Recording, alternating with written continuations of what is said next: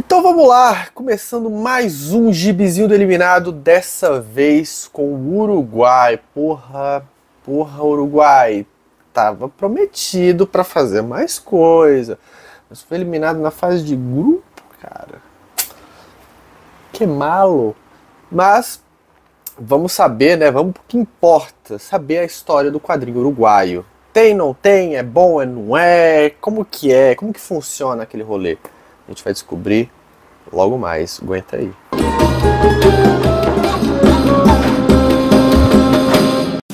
Então vamos fazer aquele combinadinho, né? Aquele link, né? De pegar o passado, vincular com o que está acontecendo hoje, coisa do tipo.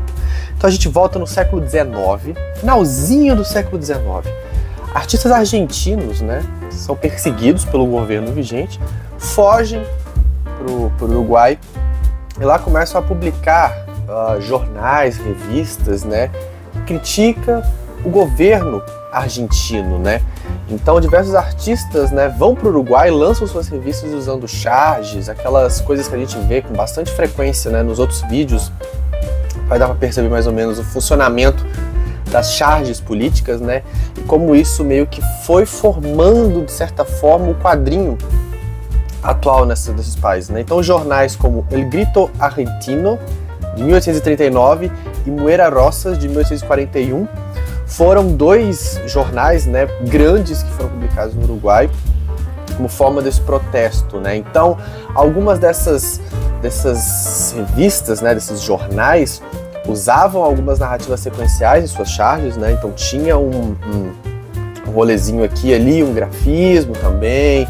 Alguns usavam balões de falas, mas não dentro daquele conceito sequencial de quadrinhos, né? Porque antes disso já era comum o uso, né, de balões de fala, né, entre aspas.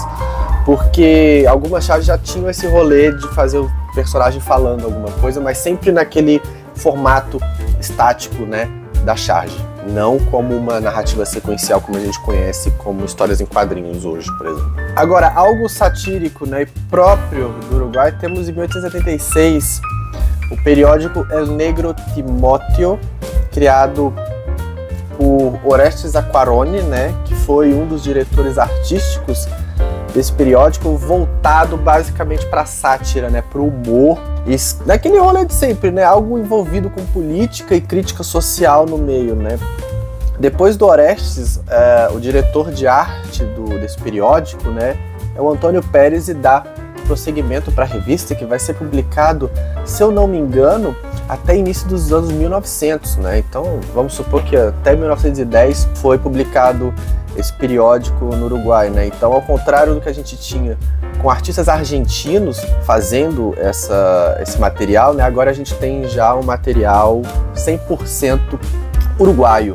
Em 1910 a gente tem entrada pela primeira vez de material estrangeiro de quadrinhos, né, no Uruguai, pelo jornal El Mundo Uruguaio, né? Então foi publicado as primeiras tiras americanas, como Os Sobrinhos do Capitão, nesse jornal. E isso foi bastante interessante para o Uruguai, porque fez diversos artistas lerem esse material, se inspirarem, fazerem suas próprias séries, né? E curiosamente, a história ali da entrada do material estrangeiro no Uruguai é bem parecido com o do Brasil, né? O Brasil chegou em 1905, né? O material estrangeiro foi publicado dentro da revista Tico Tico. Vamos falar com mais detalhes no vídeo do Brasil. É curioso, né, que 5 anos depois chega no Uruguai, só que dessa vez com o Sobrinho do Capitão, aqui chegou com uma outra série, né, um outro rolê. E nesse ano, um artista chamado Fola, né, que é o pseudônimo do Edward Geoffrey Foladori, ele cria uma série que vai fazer um sucesso estrondoso. Esse cara, o Fola, é um dos grandes artistas do Uruguai que fez bastante série de comédia, super interessante, material colorido. Ele tinha o estilo dele, tem tiras dele assim, tem um que é o Professor Pistacho. Lembra muito a arte do criador do Popeye, né, do Seeger. Então ele pode ter tido influência do Seeger para fazer suas séries, né? Mas ele cria uma tira chamada Cien Gramos e Viola, né, que faz bastante sucesso, e mais pra frente, anos depois, é renomeado para Palopincho e Cardirula. E essa série é bastante consagrada. no Uruguai. Há colecionadores assim, que fazem estudos dela, assim, é um negócio bem interessante. Vocês pesquisam no Google, vem resultados super legais, super bacanas sobre essa série que infelizmente aqui no Brasil a gente não conhece, cara. É muito doido esse rolê de um país que é vizinho nosso, que tem uma produção muito bacana. Isso, estamos ainda no comecinho do século XX, para vocês terem uma ideia. E não chegam aqui materiais consagrados, cristalizados lá.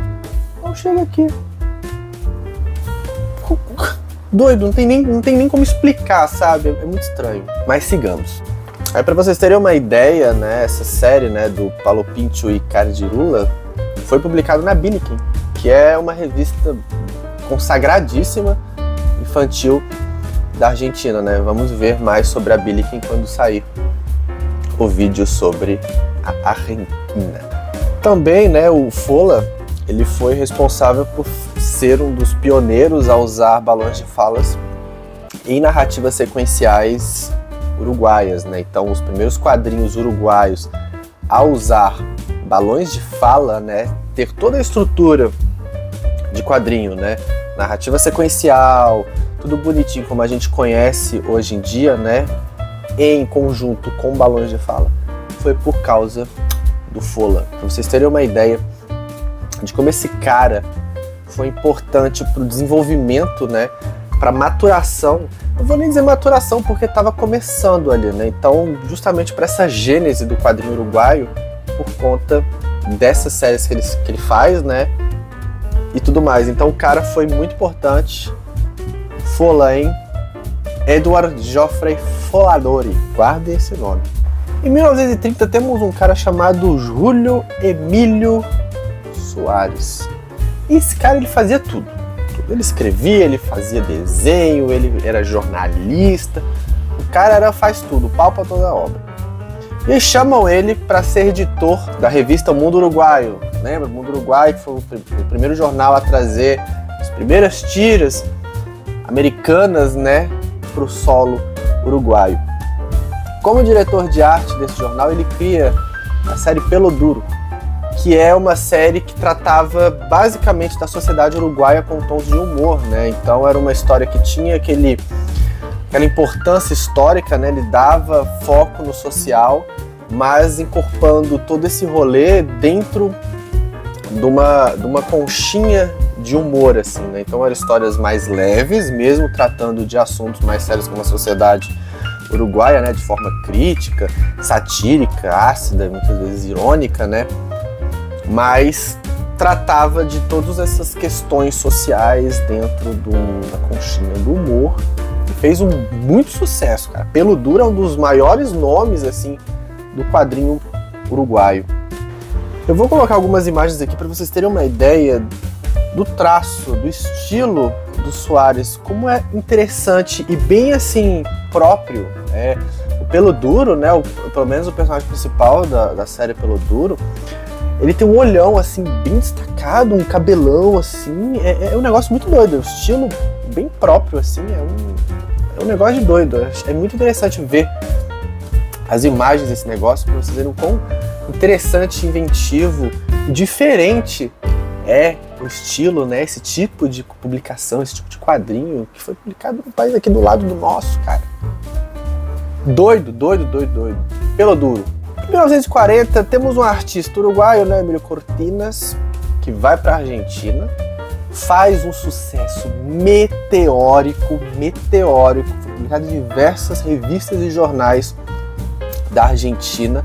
Ele volta para o Uruguai e cria a história Remolino, que tratava de um garoto, uma criança boxeadora. Sim, é um quadrinho de esporte envolvendo uma criança, e essa criança, ela não lutava com crianças, assim, ela lutava com adultos. Então tem um molequinho, né, magrinho assim, dando porrada em adulto, treinando e tudo mais. Então tinha o ensino, né, do esporte, tinha as regras do boxe dentro desse quadrinho, com essa criança boxeadora protagonista, e tinha todo o rolê de aventura, assim, não vou dizer uma aventura, mas era uma criança, né, a criança que lia aquilo ali se tinha inspirado de certa forma da potencialidade do Remolino, né, em lutar boxe com adultos, né? Então, de certa forma, apesar dos pesares, né, tinha um incentivo para a criança, talvez, praticar o esporte. Tá, boxe é um esporte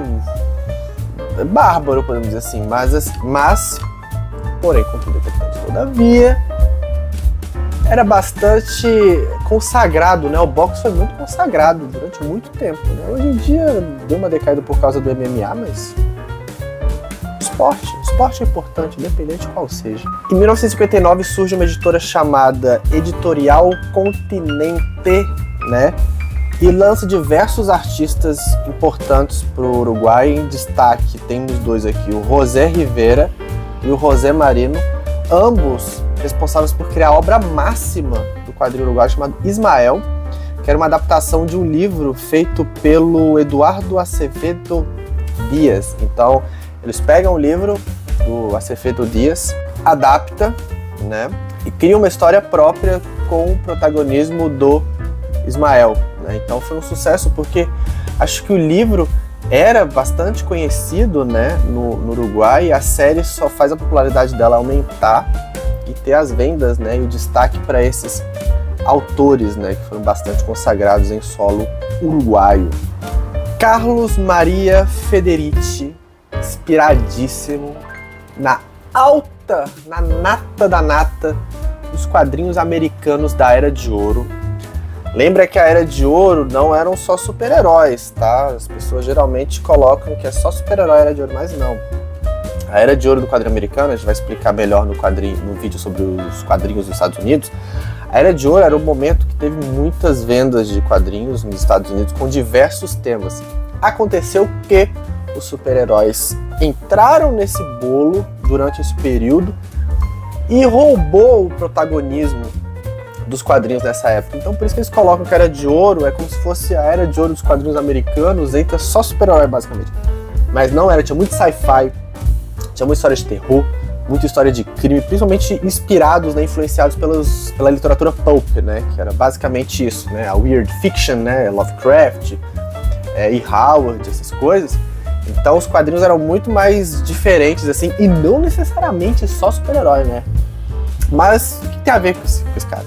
Ele se inspira nesses quadrinhos da Era de Ouro e cria suas próprias histórias num estilo muito parecido com essas histórias de terror, crime, influenciado pelo pulp. E aí em 68 ele cria, né, a série Barry Cole, né, Barry Carvão, que é basicamente esse detetive, esse cara que investiga crimes, investiga situações, podemos dizer assim, sobrenaturais, estranhas, com uma explicação tanto quanto difícil de ser feita pelas normas comuns e normais, assim, né, sem céticas, podemos dizer assim. Então esse cara, ele investiga, assim, é um detetive, é tipo aquele gibi italiano, o Nathan alguma coisa, assim, que ele investiga situações sobrenaturais, assim, foi publicado pela Bonelli.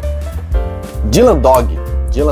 E aí tem uma pegada de Dylan Dog, até o estilo de desenho lembra um pouco assim, mas a gente sabe, né, pelos registros científicos acadêmicos de estudos, né, do quadrinho uruguaio, que ele se inspira, né, abertamente, ele diz abertamente que foi inspirado nas obras da Era de Ouro dos quadrinhos americanos que tratavam desses temas, e até o estilo dele lembra muito de artistas consagrados da época, né, dessa publicação americana durante a Era de Ouro, que foi anos 20, 30, até os anos 40, se eu não me engano, foi a Era de Ouro. Porque se confunde muito a Era de Ouro com o advento dos super-heróis, né, mas não necessariamente. Os super-heróis vai até a década de 50, a Era de Ouro. Mas a Era de Ouro dos quadrinhos gerais, nos Estados Unidos é um pouquinho antes. Enfim, Era de Ouro dos quadrinhos americanos. Terror, ficção científica, crime, policial, Era de Ouro dos quadrinhos americanos. Em paralelo a isso, né, entre os anos 60 e 90, tem o foco na publicação uruguaia de quadrinhos infantis, né? Então eles descobrem, eles veem esse filão vantajoso, que é fazer quadrinhos para criança, e lançam. E nos anos 80, o gibi uruguaio, ele retorna à crítica sociopolítica, né? Então começam a ter bastante quadrinhos que tratam do humor e essa crítica social política da sociedade, coisa do tipo. E aí, né, para algo mais recente, em 99 é lançada uma série chamada Historietas Uruguaias, né, que é inspirada na Hora Cero, uma revista argentina. Aguarde o vídeo da Argentina, iremos falar dela. E essas Historietas Uruguaias, elas eram responsáveis, né, por lançar diversos artistas. Assim como a Hora Cero, que foi a casa para diversos artistas extremamente influentes no mercado argentino, as Historietas Uruguaias também foram importantes justamente para lançar esses artistas, essas histórias independentes no cenário quadrinístico uruguaio. E aí hoje em dia o quadrinho uruguaio é bacana, é interessante. Acho que em 2019 veio uma quadrinista uruguaia, né, independente, assim, lançar coisas na CCXP, né, um dos maiores eventos do mundo, se não o maior, né, pelo menos é o maior evento da América Latina de quadrinhos, né. Mas a gente tem uma editora chamada Belero Fonte, no Uruguai, que vem publicando histórias fechadas. Então eles contratam um artista para lançar como se fosse uma graphic novel, né? Uma história de início, meio e fim, fechadinha numa edição única, e eles lançam esse tipo de material, assim como republicações de histórias antigas, né? Histórias passadas, né, do mercado uruguaio. Então é um mercado bastante competente, né? Tem diversas séries, diversos títulos, e a história é bem bacana. É uma história bem, a gente pode dizer, linear, não teve muitas curvas assim e coisas do tipo que acontece em outros países, né? No Brasil teve bastante publicação daqui, aqui, pra lá, pra cá, pra cá.